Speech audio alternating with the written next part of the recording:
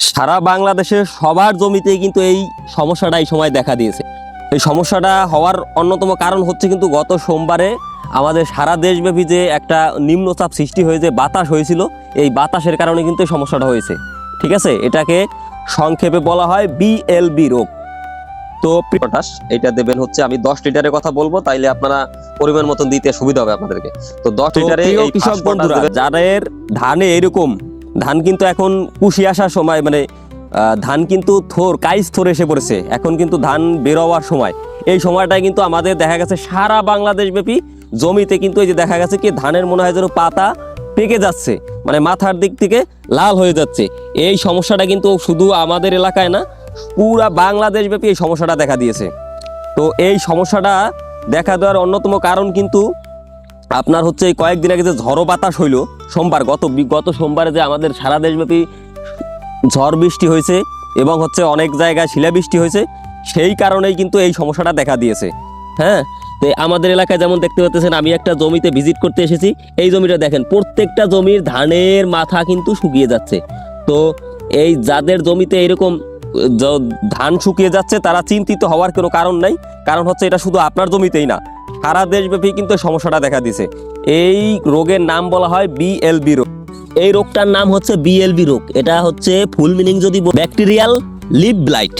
ঠিক আছে, এটা মূলত হচ্ছে কয়েকদিন আগে যে ঝড়ো বাতাস হয়েছে সেই কারণে হয়েছে। এই রোগগুলো হওয়ার পিছনে অনেকগুলো কারণ থাকে, যেরকম হচ্ছে ঝড় বান্নার বাতাস, সেই সাথে হচ্ছে যদি আপনার রোগাক্রান্ত বীজ থাকে সেই এবং এছাড়া অন্য কারণ আছে। কিন্তু আমাদের দেশে যেটা হয়েছে এখন, যেহেতু সবার জমিতে একই সমস্যা, কারণ হচ্ছে সারা দেশব্যাপী যে এই বাতাসের কারণে সৃষ্ট ঝড় হয়েছিল, এই ঝড়ের মাধ্যমে কিন্তু এই রোগ সারা দেশে ছড়িয়ে পড়েছে। তো এই রোগ হলে চিন্তার কোনো কারণ নাই। এটা হচ্ছে যদি আপনি এটা দেখার সাথে সাথে যদি আপনার চিকিৎসা করেন অথবা যদি আপনি কীটনাশক স্প্রে করেন, তাহলে কিন্তু এই রোগটা ক্ষতির সম্ভাবনা কম থাকে। আর যদি চিকিৎসা না করেন তাইলে কিন্তু আপনার ধানের ফলন 40 থেকে 50% কমে যাওয়া সম্ভব। ঠিক আছে, তাই যারা সতর্ক চাষি এবং হচ্ছে যারা সচেতন আছেন তারা অবশ্যই এই যে যাদের জমিতে এইরকম মাত্রাতিরিক্ত এই যে পাতায় যে ব্লাস্টের মতন যে পাতা শুকিয়ে যাচ্ছে, তারা অবশ্যই চিকিৎসা দেবেন, তাহলে কিন্তু আমাদের পরবর্তীতে ফলনে তেমন ঘাটতি হবে না। আর যদি চিকিৎসা না দেন, ফলনে কিন্তু 30 থেকে 40% লস হওয়ার সম্ভাবনা আছে। তো যাই হোক, মোটামুটি আমি দেখানোর চেষ্টা করলাম যে বিএলবি রোগটা কি, এবং হচ্ছে আপনারা যারা ধান চাষ করেন, যাদের ধানের জমি আছে, অবশ্যই প্রত্যেকে তাদের জমিতে ভিজিট করতে যাবেন। এই যে দেখেন আমার এই পাশের জমি সারা ক্ষেতের জমি কিন্তু এখন সবুজ থাকার কথা ছিল, কিন্তু এই রোগের কারণে কিন্তু সবার জমিতে কিন্তু পাতাগুলা লাল হয়ে গেছে। এখন আমি পরন্তু বিকেলে যেহেতু জমির মধ্যে আছে, এই জন্য হচ্ছে মনে হয় একটু কম বোঝা যাচ্ছে, কিন্তু আপনি যদি কাছে নিয়ে এসে দেখেন প্রত্যেকটা পাতার মাথা কিন্তু সবুজ, মানে সবুজ থেকে এগুলো হলুদ বর্ণ হয়ে গেছে, যার কারণে কিন্তু আস্তে আস্তে এই পাতাগুলা পুড়ে যেতে যেতে কিন্তু একবারে নিচের দিকে ছড়িয়ে যাবে। তাই যথাসম্ভব খুব দ্রুত চিকিৎসা দেওয়ার চেষ্টা করবেন। যদি আপনি চিকিৎসা দেন তাহলে কিন্তু আপনার ফলনটা স্বাভাবিক যে ফলন হয় সেরকম ফলন হওয়া পসিবল, কিন্তু যদি চিকিৎসা না দেন 30 থেকে 40% কিন্তু ফলন কমে যাবে। তাই আমি বলবো যাদের ধানের জমি আছে তারা সবাই মিলে তাদের জমি যেয়ে দেখে আসবেন যে এরকম সমস্যা আছে কিনা। তো যাই হোক, আমি মোটামুটি এই রোগটা আপনাদেরকে বোঝানোর চেষ্টা করলাম। এই মুহূর্তে আমি এখন চলে যাব আমার দোকানে, আমার কীটনাশকের দোকান আছে, সেইখান থেকে আমি আপনাদেরকে বলার চেষ্টা করব যে এই রোগের সমাধান আপনি কি উপায়ে করতে পারবেন এবং কি স্প্রে করা উচিত। চলুন আমি ভিডিওর দ্বিতীয় পার্টে চলে যাই, যেখানে আমি আমার দোকানে বসেই আপনাদেরকে কীটনাশক বা ছত্রাকনাশক যেগুলো দিয়ে আমরা এইগুলার সমাধান করব সেটা দেখানোর চেষ্টা করব। তো সবাই যুক্ত থাকুন। যাই হোক বন্ধুরা, আমি চলে এসেছি আমার দোকানে, এখন আপনাদেরকে দেখানোর চেষ্টা করব যে আসলে কি মেডিসিন দিয়ে আমরা এই সমস্যার সমাধান করতে পারি।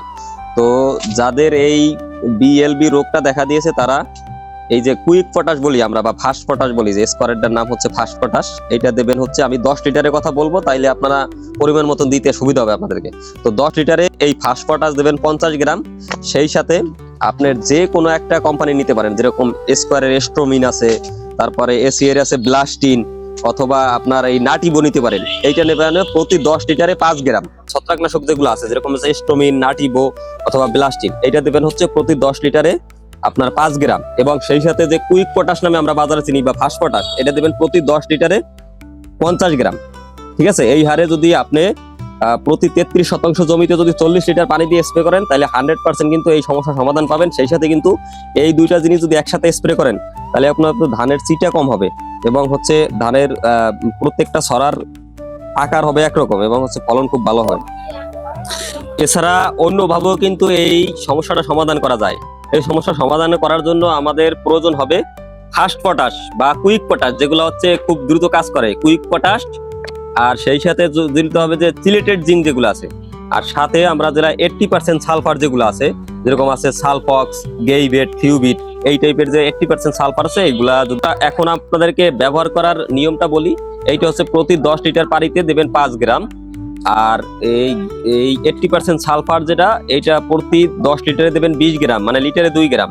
আর সেই সাথে যেটা আমাদের কুইক পটাশ বা ফাস্ট পটাশ আছে, সেইটা দেবেন হচ্ছে আপনার প্রতি লিটারে 30 গ্রাম। সেইটা দেবেন প্রতি 10 লিটারে 30 গ্রাম। কিন্তু আপনার 100% কিন্তু এই সমস্যার সমাধান হবে।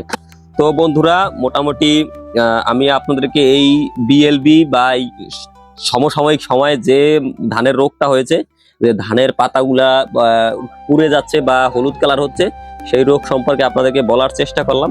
তো যারা এই সমস্যায় ভুগতেছেন, যাদের জমিতে এই ধরনের সমস্যা হয়েছে, তারা অবশ্যই অতি দ্রুত স্প্রে করবেন। তাইলে হচ্ছে আপনার ধানের এই সমস্যা তো সমাধান হবেই, সেই সাথে হচ্ছে আপনার ফলনটা কিন্তু আরো বৃদ্ধি পাবে বলে আমি আশা করতেছি। তো আজকে আর কথা বাড়াবো না, পরবর্তী দিনে অন্য কোনো টপিক নিয়ে আপনাদের সামনে হাজির হব। ততদিন সময় পর্যন্ত সুস্থ থাকেন। আর যারা কৃষি কাজ করেন এবং কৃষির এরকম নিয়মিত এই ধরনের ভিডিও পেতে চান, তারা অবশ্যই চাষি ইউটিউব চ্যানেলটি সাবস্ক্রাইব করার অনুরোধ রেখে ভিডিওটি এখানে শেষ করছি। ধন্যবাদ সবাইকে।